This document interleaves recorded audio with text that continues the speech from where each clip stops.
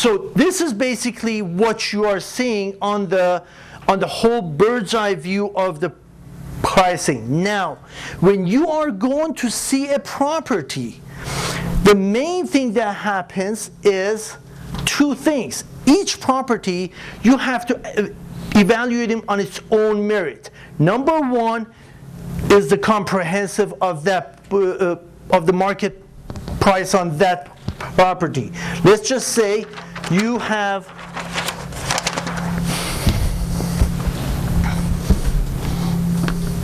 the comp says $190,000. Okay?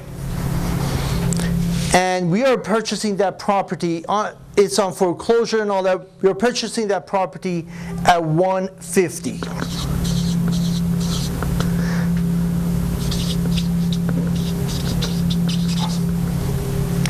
We're purchasing at $150,000. That has a $40,000 equity in it. That's pretty good. If I actually give you an address that there's one in here, we probably won't have anybody left here for the next segment. But you know what? That's for the classroom. That's not reality. Because when you go see that property has probably $10,000 of improvement needs to be done to it. That makes the difference. That makes the real. Now, why do you think they're selling it at $150,000? Just because they feel like it? I love these, especially, I'm from California. I get so many phone calls from California. I'm looking for a foreclosure property that I need at least $40,000, $50,000 equity in it. Okay, you want to renovate that property or not? Oh no, I don't want to do anything to it either. And why we have to call you? Oh yeah, that's right. We don't have people in Austin to buy real estate. We actually have to import them from California.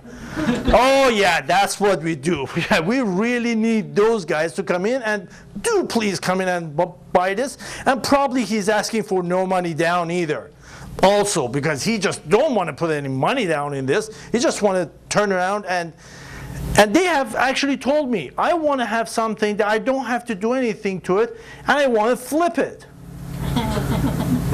Okay, don't you realize that if I had something like this, we wouldn't be on the phone right now?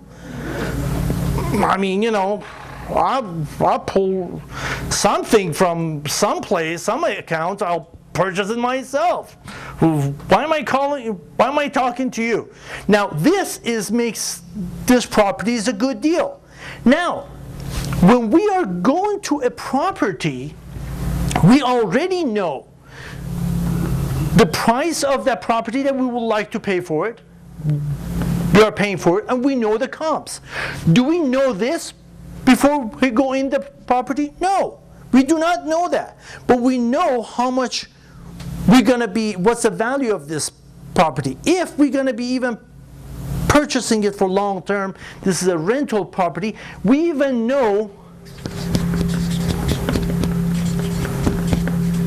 what's the rent value of this property also. So when we are walking to this property with my client, I already know how much we are buying it, and what's the rent value, what's his monthly payment, and how much he's going to be expecting. Is he's going to have a cash flow or no, or it's just going to be a wash or what? Now when we walk in and we see this, that's a good deal. We walk in and we see this. That didn't make it very attractive anymore, is it? No, because I'm not going to let him to spend 30 grand out of pocket. Remember this. This is out of pocket, because we can go to any of the neighboring homes and we can buy that at 180, 185, you know, and he didn't spend that 30 grand out of pocket either. So that's where most of the pricing lays. It's where you're buying it and how much you're going to be improving on that property. And the flip projects are completely different animals. Believe me, there is maybe one every 500 foreclosure or HUD homes or REO homes are actually flip projects. They are not. They're very, very good for building portfolios, because you do not have margin.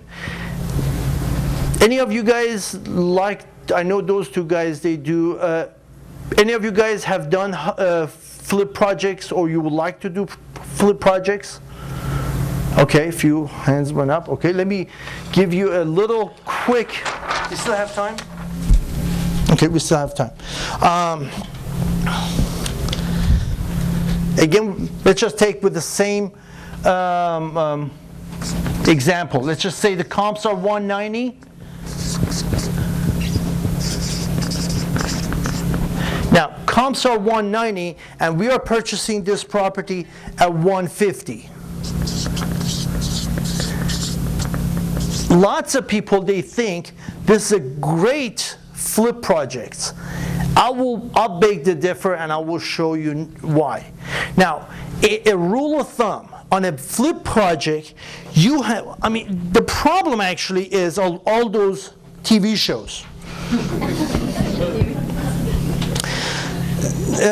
2006, this lady calls the office, they give them my phone number, and she calls me, and she's from New York, and they are interviewing realtors that they do with the flip projects for Texas.